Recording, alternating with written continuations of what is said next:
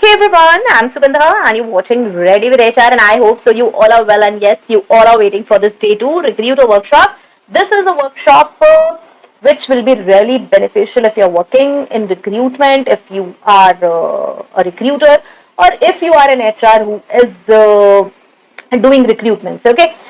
So this is day 2 and this is understanding job requirements, how we can understand the job requirements, what all job requirements are there, how we can understand this, we are going to discuss in this. Before moving further, let's have a quick recap. On day 1 we have discussed about introduction to recruitment, what is recruitment process, how it goes, and then who are recruiters, what is the role of recruiter, what are current trends and challenges in recruitment. Okay, so yes, today we are going to discuss about understanding job requirements. This is an interesting session. If you haven't checked that session, that is day 1 introduction to recruitment, you can check it from pinned comment. Okay, you can check that session from the pinned comment. And yes, apart from this, one HR course is there, that's in English, and yes, 15 days HR workshop is there, you can check that as well. Okay, so today we are going to discuss about what first of all, we are going to discuss aligning job requirements with company goals and culture. Okay, we have to align the job requirements with company goals and culture, then only it will be helpful.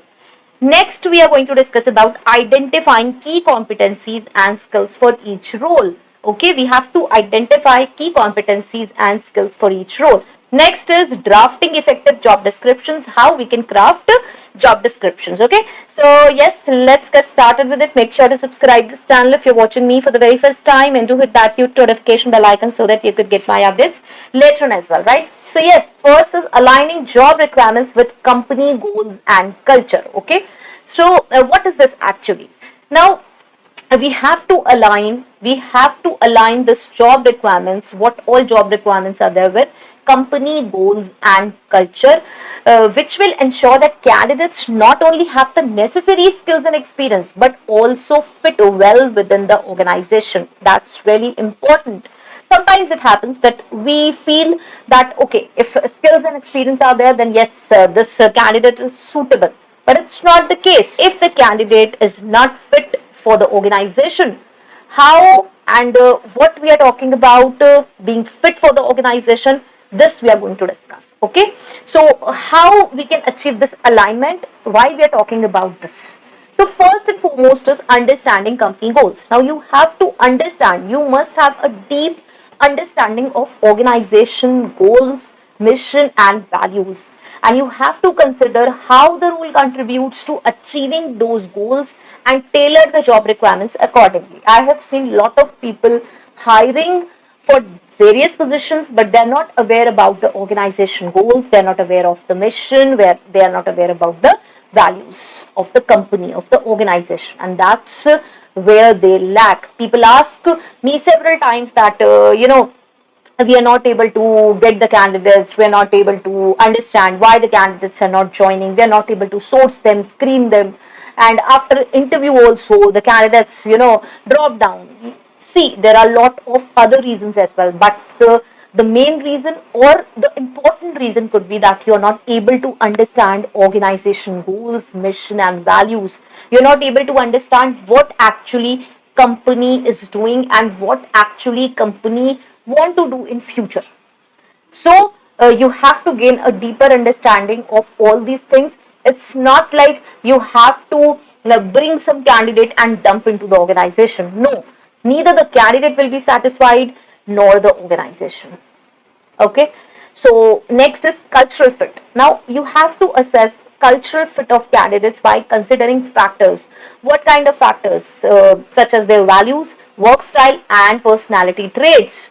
What all personality traits are there? Look for candidates who align with the company culture and will thrive in the organization's environment. It's important. What kind of environment is there at my workplace, at my organization? I have to align the candidate as per that only. The candidate should be culturally fit, because yes, it could be that they have experience, they have skills, they have knowledge, but they're not ready to work under certain circumstances, under my culture.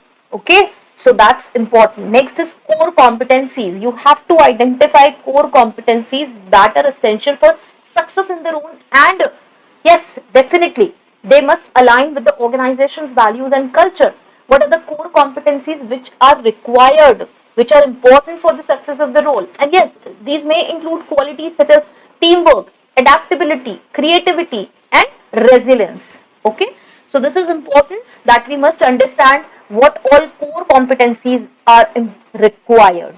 Okay, core competencies. These competencies are core, and I must have this. Next is behavioral alignment. Now consider how candidates' past behaviors and experiences align with the company's values and desired behaviors. Again, this is a debatable topic because people often say that past behaviors, never impact future, which is a bad practice, or you can say which is a myth actually.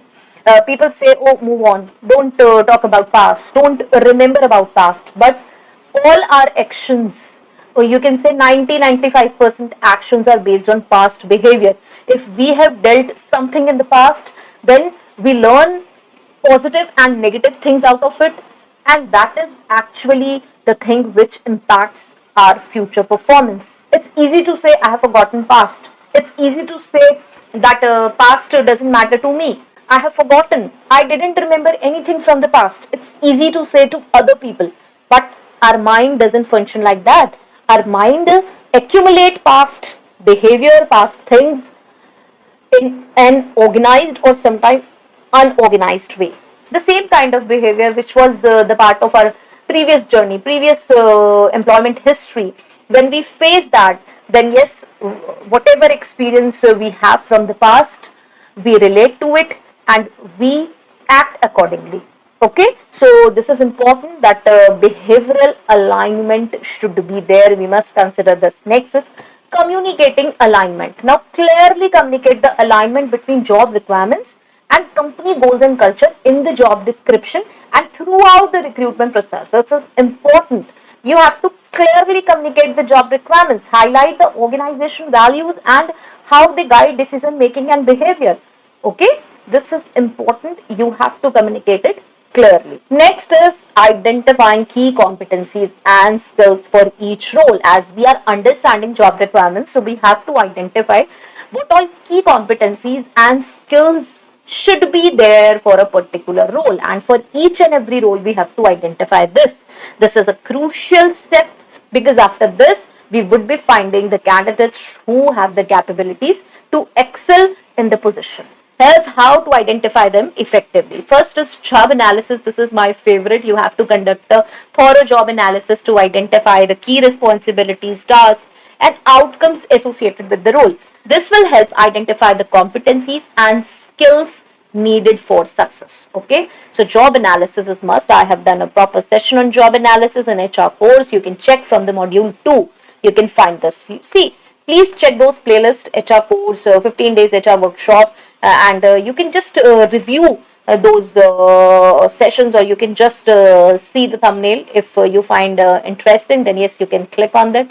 And even if you find 5 minutes interesting, 2 minutes interesting, you can watch it. Means this particular part, what is job analysis, how to analyze job, then you can check it and you can skip then. Okay, you don't need to check complete session or video if you're not interested. Okay, but yes, to have a deep understanding, you must check those sessions. Next is consultation with stakeholders. Now, consult with hiring managers. I always talk about this. You must consult with the hiring managers, team members, and other stakeholders to gather more insights into the skills and attributes required for the role. See, hiring manager is the person who is well aware about each and every task, those little small things which that candidate need to perform during the work. So you must take those insights from the hiring manager, from the team member, and yes, other stakeholders as well. So consider their input when you are defining job requirements. Okay. Next is prioritization. Prioritize the most critical competencies and skills needed for the role. Okay, most critical. Like I'm hiring a customer care executive, then excellent communication skills are the core critical competencies. Skills, I need them, right? So focus on those that are directly related to achieving key objectives and contributing to obviously organizational success. What key objectives? As I told you, an example like marketing personnel, great convincing skills. I need those skills. I need good communication skills. Fine. Next is technical and soft skills. Again, by the name you can understand. Identify both technical skills, like for example, programming language.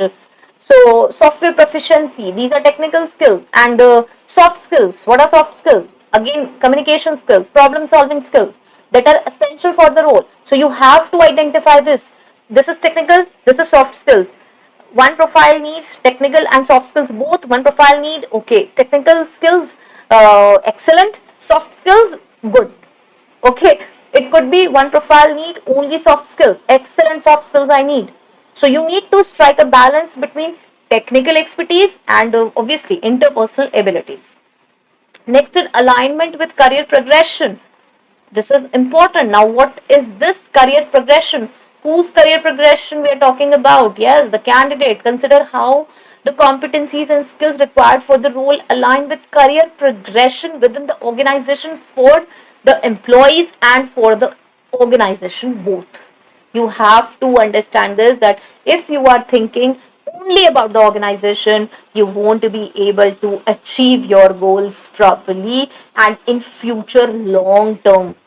No, you won't be able to. If you're thinking only about the organization as an HR, as a recruiter, even as the owner, you won't be able to survive for long term, right? So yes, look for opportunities to develop and advance employees' skills over time. That's really important. You have to look opportunities for them to increase the retention as well. Okay, talent retention is really important. Next is how we can draft effective job descriptions. Again, because we are understanding job requirements, we are analyzing the job requirements we have done. Means we have aligned the job requirements. Now we have identified the core competencies. Now what left?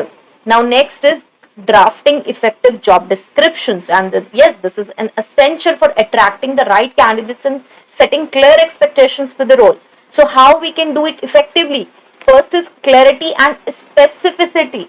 Job descriptions should clearly outline the responsibilities. Again, clarity is very important. Duties, expectations associated with the role. You have to use concise language and avoid jargon to ensure clarity. What are jargons? Jargons are the words which are commonly used for in certain profession, but sometimes it happens that they are so technical that people are not able to understand what you're talking about.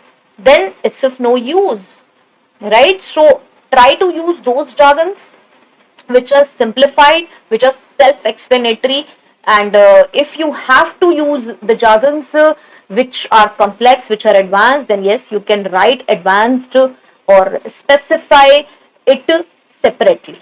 Fine. Next is requirements and qualifications. Now you have to clearly list the qualifications, skills, experience required for the position. Distinguish between, I always say, must have requirements and nice to have qualifications to help candidates assess their fit for the role.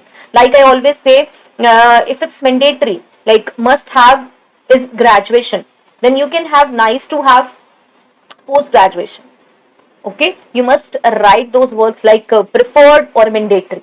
So this is must have or nice to have. If you need a person who should be a graduate, then you can write mandatory graduate and preferred postgraduate. And if you are looking for specialization graduation, then yes, you can mention mandatory this graduation and in preferred if graduation in this, right? So you must be able to differentiate. How? Obviously must have, nice to have. Next is a company overview. Provide important, very important, provide an overview of the company, its mission, values and culture to give candidates insight into what it's like to work there. Okay, what is what is interesting, why you should be there, and yes, the right people will get attracted to you if you are mentioning your culture, vision truly. Okay, if you have mentioned it in a correct way, then yes, only those people will get associated with your organization whose interests are similar, right? Highlight obviously unique aspects of the company that make it an attractive employer. Okay, Next is engaging content. That's important if you're crafting job descriptions. That should be engaging, appealing to the potential candidates, and try to use persuasive language to highlight the benefits of the role and the opportunities for growth and development within the organization. So you should mention these things so that right talent get attracted. Next is inclusive language. Now see, use inclusive language in job descriptions to attract candidates from diverse backgrounds and perspectives. I always talk about this diversity and inclusion. So you must avoid biased language and stereotypes that may, alienate certain group of candidates, and they are hesitant to apply if you have written that from this place people do not apply from this place. Okay, see, if you have a strict criteria, if you have something really important that you need a person from certain area, then it's fine. Otherwise, don't use such kind of language. It should be open, it should be for diverse backgrounds. Okay, so this is all about how you can draft effective job descriptions. I've made several sessions on this. Now, if I have to summarize, if by understanding job requirements in detail, recruiters can draft job descriptions effectively that can communicate the expectations for the role and align with company goals and culture, and attract candidates who possess the key competencies and skills needed for success. Okay, so this is important. Each and everything is related to each other. So yes, this is all for the day, and in the next session we are going to discuss about the sourcing strategies. That will be day 3, and what all sourcing techniques are there, different sourcing techniques we are going to discuss, and what are the advantages and disadvantages of each method, what all sourcing techniques are there, and what all advantages and disadvantages are attached to those sourcing techniques. And yes, this will be an interesting session. Please don't miss, because you people often ask me about the sourcing strategies. Okay, and I hope so these sessions are helpful. Please do tell me, because I'm not getting comments on these sessions, right? So please do write, and please do tell me if you are working as recruiters, as an HRs who are engaged in this process, and you're watching these sessions and these are helpful for you. Okay, so till next video, all the very best, to stay happy, stay safe. Thanks for watching. Bye bye.